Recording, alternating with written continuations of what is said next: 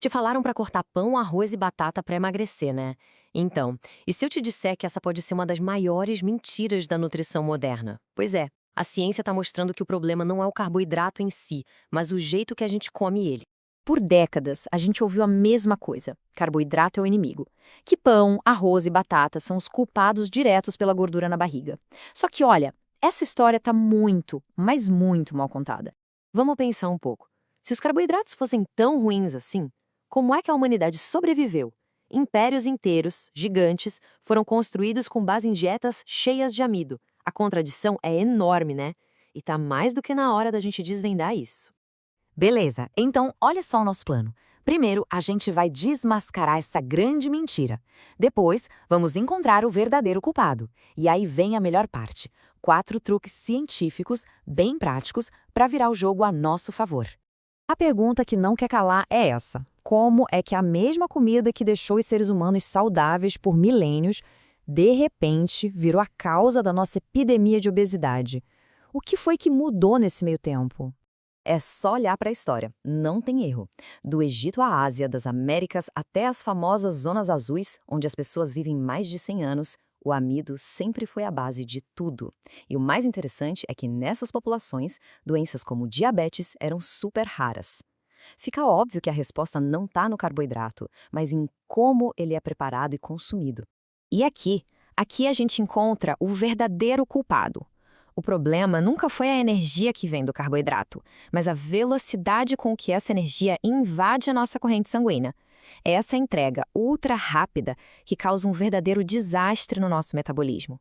Quando a gente cozinha um amido, tipo batata ou arroz, acontece um processo chamado gelatinização. Para ficar fácil de entender, imagina um novelo de lã todo enrolado e bem apertado. O calor e a água desenrolam esse novelo todo, deixando o fio completamente exposto. Essa estrutura abertona vira um alvo perfeito, facílimo, para as nossas enzimas digestivas. E esse processo é um verdadeiro tsunami. O amido quente é digerido quase na hora. O açúcar no sangue dispara lá para cima. Aí o pâncreas entra em pânico e libera uma onda gigante de insulina. E qual a função da insulina? Bem, a função dela é bem clara: guardar tudo. Ela bloqueia a queima de gordura e manda o corpo armazenar. A diferença é absurda. Um fluxo lento e constante de glicose é tranquilo, o corpo usa como energia.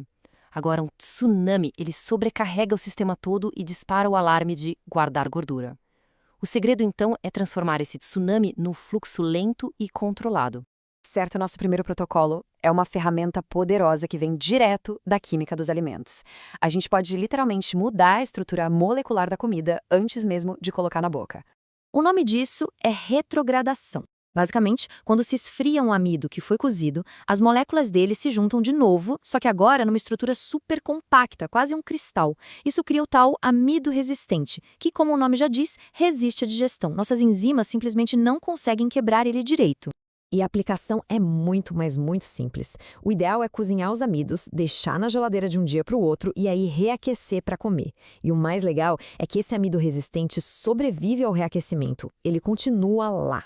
E olha só o poder disso. Estudos mostram que só o fato de esfriar e reaquecer batatas pode diminuir o pico de açúcar no sangue em até 40%. 40%! É uma mudança gigantesca comendo exatamente a mesma comida. A nossa segunda camada de defesa é bioquímica. A gente vai usar um ingrediente super comum para desacelerar quimicamente a digestão dos carboidratos. A analogia aqui é perfeita. Pensa na enzima alfa-amilase como uma tesoura, que fica picotando o amido em pedacinhos de açúcar.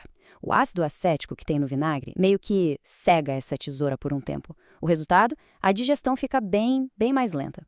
O protocolo é direto ao ponto. 1 colher de sopa de qualquer vinagre num copão de água, uns minutinhos antes da refeição. Simples assim.